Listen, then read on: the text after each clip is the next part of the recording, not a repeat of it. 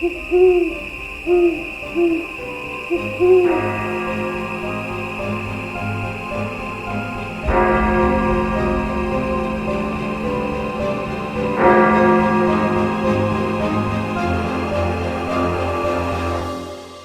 12 past 3.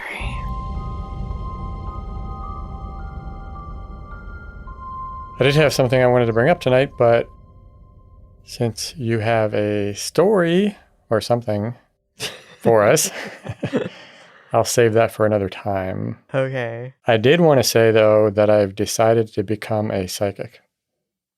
Why is that? I found a book. How to be a psychic for dummies? Yes. Dummy psychics, psychic for dummies. Yeah. Something like that. No, seriously. Okay. Found a book about becoming a psychic. Didn't know that was possible. I didn't either. So I'm going to try it out. I'll let you know. Yeah. But anyway, haven't been able to say this for a while. What do you have for us tonight? Yes, I have the common characteristics of serial killers. Interesting. We all know that I did a paper on this. Yes. I think we all know. Yes. But I never really went into full detail about the characteristics of them. So. Can't wait. We'll use this as a checklist. Okay. Or whether we're psychic or... Not whether psychic, psychotic. Yeah, psychotic. So I think we all know that serial killers have the ability to camouflage themselves as if they're like everyone else. Yes. But because they are still human and not perfect, please don't come for me for that. There are times that they accidentally let their mask slip. One of the most common characteristics of serial killers is the lack of emotional depth. It is very rare to impossible to have any sort of empathy towards someone and still commit murder. Now, serial killers can still have empathy towards another human, but that person will rarely become a victim. That's interesting. What I'm hearing is you want everyone to be empathetic towards you. Yes. Make friends with them. Yes. Fast. Serial killers can detect when a victim is in distress, but they will be incapable of feeling the distress themselves. Many serial killers have adored their pets, such as Dennis Nilsen and John Wayne Gacy. Jeffrey Dahmer had no problem decapitating animals he found on the street, but wouldn't have hurt his own pet. Wow, that's something I didn't know. That's interesting. I didn't know they had pets. You never hear that. Yeah, that's true. I think they don't want to be in the news. The pets? Yeah. They don't want to be associated? Yeah. Follow them for life? Yeah, I don't know. That is weird. You never hear about their pets. Because you'd think that'd be like a key thing. Like, they're like normal people. Well, quote, normal people. Yeah. But, Well, so there are certain people that they can show empathy towards and not kill. Yeah. And then there are certain animals that they can. Yeah. But then other animals, they don't. Well, Weird. some, because not all of them have harmed animals, although that is a big factor. Yeah. Going along with the lack of empathy, there's also a lack of remorse. Some have claimed they have learned to feel remorse, but it is believed to be a manipulation tactic, especially since serial killers are known for mimicking other people's emotions in order to blend in with society. So there is no telling what is the truth. If they had felt any type of remorse, then there wouldn't be a serial spree in the first place. Right. Going back to the pets. So what kind of pet did John Wayne Gacy have? I didn't look that up. I don't know. I remember when I was looking it up, one of the articles like randomly mentioned what kind of dog and the name of Dahmer's. I wish I wrote it down, but... Not to make light of this serious conversation, just really weird to me that they had pets. Curious of what kind of pets that they had. Maybe that could be like another... If I do any like serial killer stories and they have pets, okay, I'll look into what their pets are. There are those rare cases where they turn themselves in or claim to want to be caught, But again, there's suspicion of it being manipulation to get some type of sympathy, which to me is kind of ironic, considering they have none of that. Is that like with Bundy, the way he was when he got caught and the way he acted in front of the camera? Well, I don't know, because he never really showed remorse. True. Well, I would say it's kind of like Dahmer. When he was caught, Oh, yeah. he was like always, oh my gosh, like, I never wanted to do this. Like, I feel so bad. I'm such a monster. Like, stuff like that. Right. What, did he really feel that way, or it was just an act? I don't know. That's interesting. He always came across as being remorseful. Yeah. Like, he didn't want to do this, but he couldn't help himself. Yeah. Well, I mean, it's not saying it's impossible for them to feel remorse, but most likely it's manipulation. Yeah. Like, if it were Bundy, it'd be manipulation. Like, no doubt. Yeah, I could definitely see that. Yeah, because he manipulated left and right. Yeah. But I could also see where people have these urges, for lack of a better word, Yeah. that they can't control mentally. Yes. But then afterwards, they feel guilty. Yeah. Actually, I do get into that a little bit with the next one. Okay. There is some type of impulsiveness in their actions, but even this is kind of iffy. Many serial killers have claimed they didn't want to kill, but couldn't help themselves. Tommy Lynn Sells, who is convicted for 1 killing, but suspected of 22 or more, had said whenever he saw a woman walking alone, his urges to follow her were too strong.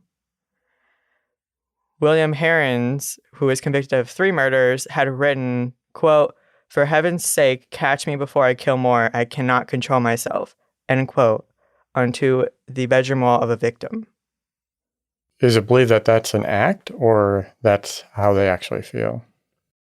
I guess it really depends, because it can come across as like mockery. Like, you know how they call in, you've heard stories of them calling into police stations or news stations, and it's kind of more mockery. But yeah, there are ones who have poor impulse controls and just can't stop it. So usually the reckless, disorganized killers are the ones who have poor impulse control and they see an opportunity and can't resist it. Whereas on the other hand, there are high-functioning psychopaths who stalk their victims for a period of time and plan their attack. Like the BTK killer would spend weeks or months watching his victims to learn their routines before attacking. That makes sense. That, yeah, the reckless ones are trying to fight the urges, but they can't. Yeah. Versus somebody who plans out their attacks. Yeah. Like, I wouldn't say that Bundy was impulsive because he had a plan of how he was going to lure victims in. Right. But he never claimed to be fighting urges or whatever. No. I was just using it as like... Of course, he never admitted to anything, right? No. He was trying to outsmart everyone. Speaking of trying to outsmart everyone, most serial killers also love to brag about their, quote, accomplishments and would often view themselves as smarter or above the law. Who would they brag to? So, for example, Jack the Ripper, the Zodiac Killer, and BTK had all taunted the police and the press.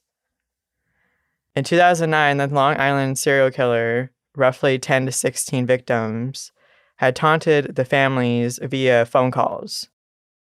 This behavior makes it to where they can relive their crimes and prolong any pain for the victim's family and community. So they're taunting just to relive it. I was thinking of, they go into a bar and start bragging to somebody about. That didn't seem likely. Yeah, but you never know. Because if they're at a bar and someone's drunkenly talking. But they're being sneaky about it, right? When they're contacting the police or the families, they're doing it in a way so they don't get caught. Yeah. A lot of times, the serial killers will be obsessed with how the press, police, and general public perceive them. Killers have even been part in the creation of their nickname by leaving messages or contacting the media themselves. I could see the name thing. That seems to be a big ego trip for them. A common misconception is that serial killers are usually antisocial. When there have been cases where a killer is caught and people such as neighbors are shocked because they were always so charming and sometimes even involved in the community. Isn't that part of the act, though? The manipulation, yes. Yeah. Seems like a power trip for them to be involved in the community in some type of role where Yeah. people look up to them. I don't know. It just doesn't surprise me when people say, oh, such a nice guy. I would have never thought they could have done that. Yeah. I feel like we're at the point where we just need to stop being so surprised when people do things. Because people are just going to do what they're going to do, unfortunately. I'm trying to think. I always remember these ones where the neighbors, whether it's serial killer or just killer, Yeah. where they're always so surprised. Yeah. Or he was a nice guy or so quiet. I can't think of a single time where anybody said, oh, yeah, I definitely saw that coming. Yeah. You know? Well, because even if they did, wouldn't they be afraid to say something because they didn't report it? Or they're worried about them escaping. Yeah. Yeah. That's true. Yeah, I'd be that person like, I don't know, they seem weird to me. I don't know. I guess I didn't think about that, but it makes sense that if you're worried about them getting out or something, Yeah. used to be their neighbor. Yeah, he was a great guy. Yeah. No complaints whatsoever. It's a great neighbor. No, I think it's a little weird. Because, they had an option of whether to comment or not. Would you want to be noticed and recognized as the neighbor of a serial killer? Oh, to be on camera? No. Yeah. No, I'd pass on that. Be like, no comment. Yeah.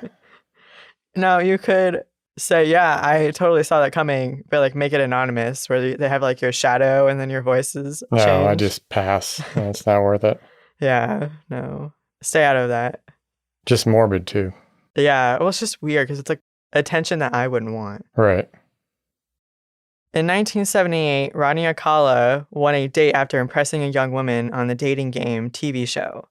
He was considered good-looking and a smooth talker, but at the time, no one knew that he had already killed 4 women. Unfortunately, after being caught, his manipulation tactics were still in effect, as have many other killers, because there are oddly a lot of fans in favor of these horrific killers. He was the Night Stalker? Yeah. I thought when he was on the dating game that the woman who picked him tried to get out of the date because she thought he was creepy. She did. Everyone else around him was saying that he was good looking and a smooth talker, but she had a gut feeling and didn't want to go on the date after the show had been over. Listen to your gut feelings. Yes. Even if it's wrong or you're doubting it, just listen to it. Yes, better safe than sorry. Yeah. I can't imagine how she felt after finding out. Yeah. Well, probably. Thank God I listened to my gut feeling. Yeah, that's scary.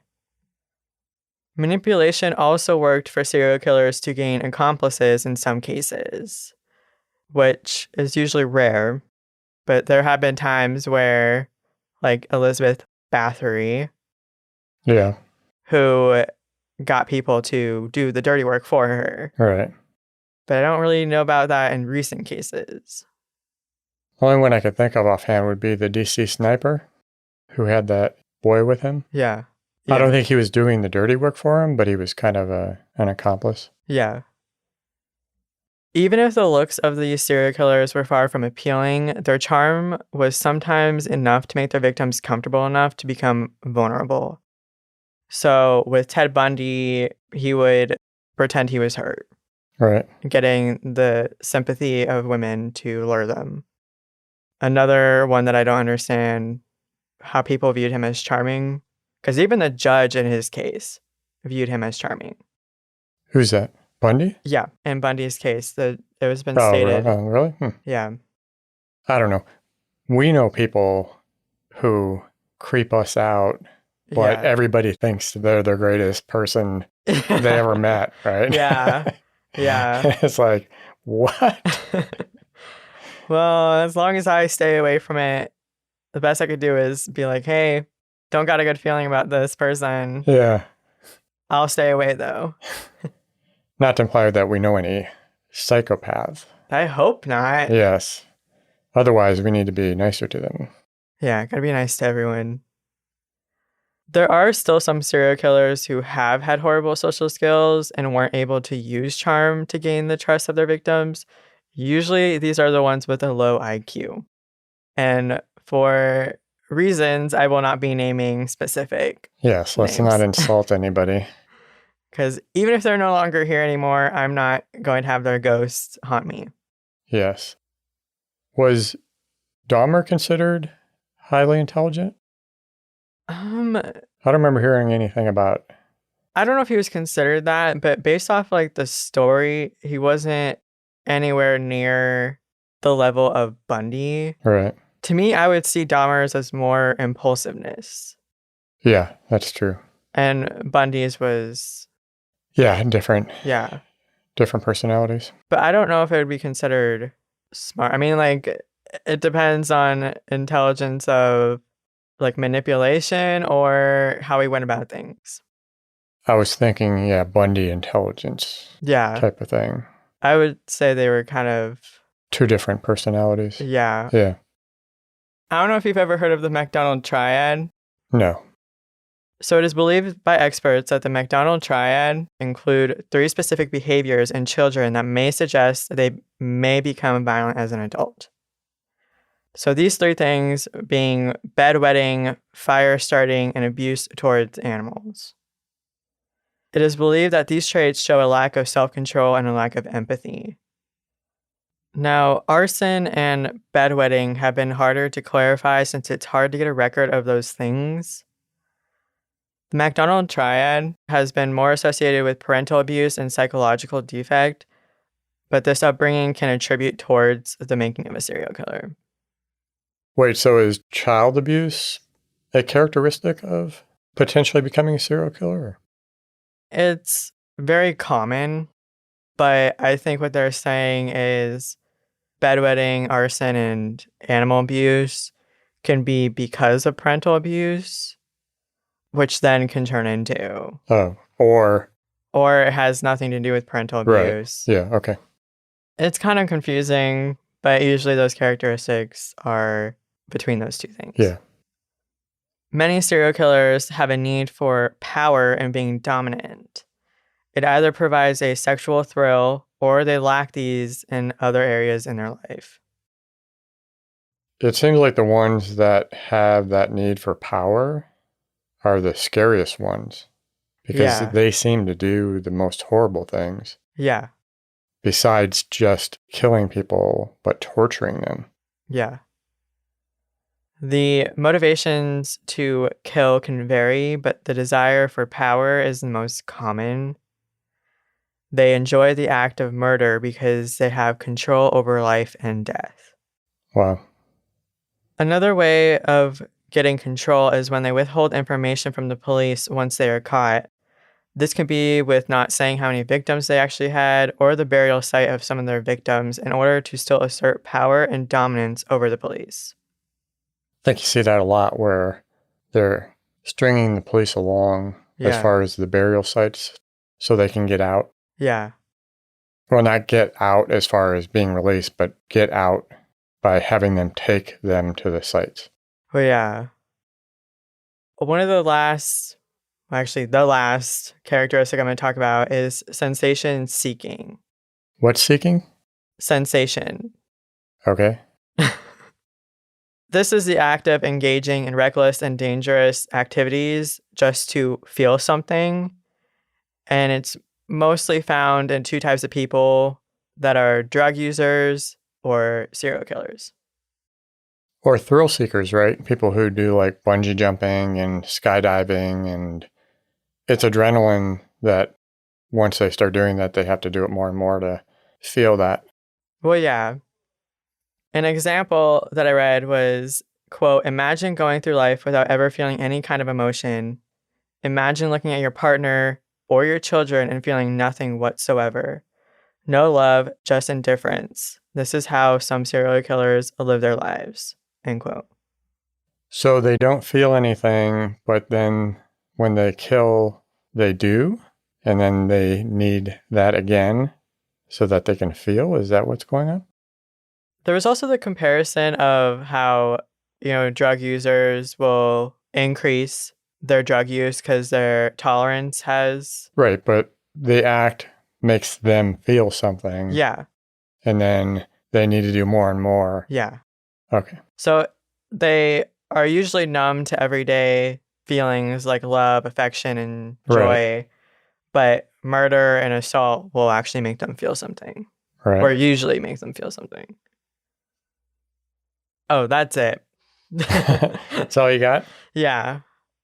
You want to run down your list of things to be aware of that you might be interacting with a serial killer? I do actually have them all highlighted here. Okay. So, lack of emotional depth, lack of remorse, impulsiveness, narcissism, being charming, which that's not really a thing, but just like the manipulation of... Just be suspicious of charming guys. Yeah, overly charming people. And the bedwetting, fire starting, and abuse towards animals. Which normally wouldn't come up on a date. I would hope not. That'd be one weird date. I'm thinking about what signs can you look for when you meet somebody in public, whether it's a date or just are standing in line and somebody starts talking to you. Yeah. The lust for power and then sensation seeking.